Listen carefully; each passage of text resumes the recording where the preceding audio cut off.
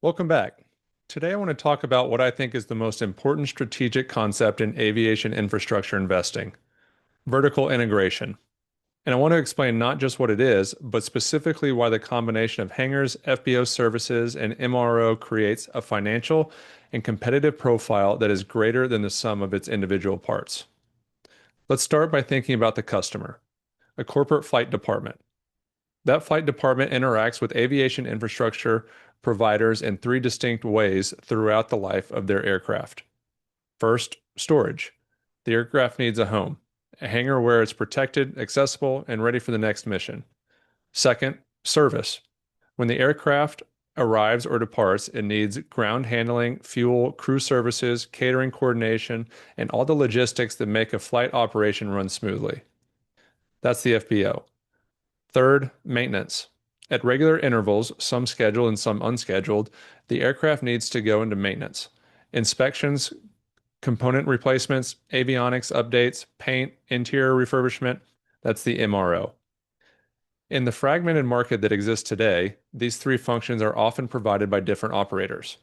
The flight department might base in one company's hangar, use a different company's FBO for fuel and ground handling, and send their aircraft to a third company for maintenance. Every one of those relationships is a potential defection point. If a competitor offers a better hangar, the flight department might move. If the FBO's service quality slips, they might start fueling elsewhere. If the MRO shop can't accommodate their schedule, they might find another shop. Now imagine a vertically integrated operator that provides all three under one roof. The flight department bases in your hangar. They fuel at your FBO. They maintain their aircraft in your MRO shop. The switching cost, which was already high for any single service, becomes effectively prohibitive for the entire relationship. If they want to move their hangar, they disrupt their FBO relationship. If they move their MRO, they might lose their hangar priority. Each service layer reinforces every other, and the total relationship becomes extraordinarily sticky.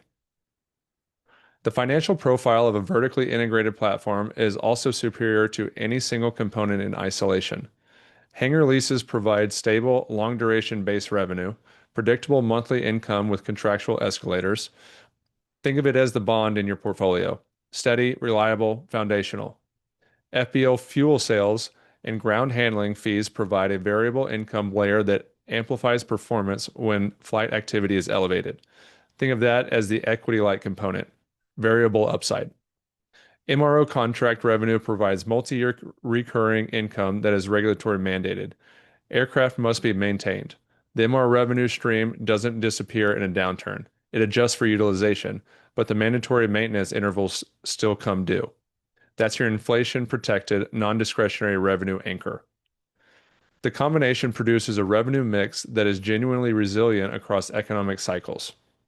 In a strong economy with high corporate travel, all three streams perform well simultaneously.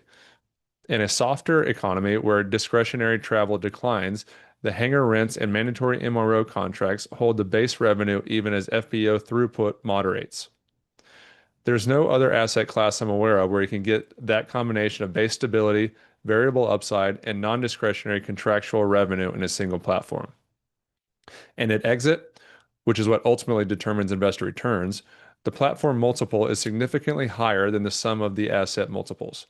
A buyer like Bain Capital or Apollo is not just buying the buildings and leases, they're buying an operating business with established customer relationships, a trained workforce, a brand, and a market position that took years to build. That platform premium is where a significant portion of investor returns get realized. It's the private equity value creation layer sitting on top of the infrastructure stability, and it's the reason we believe vertically integrated aviation infrastructure platforms will deliver returns that are genuinely superior to either pure real estate or pure operating business investments alone.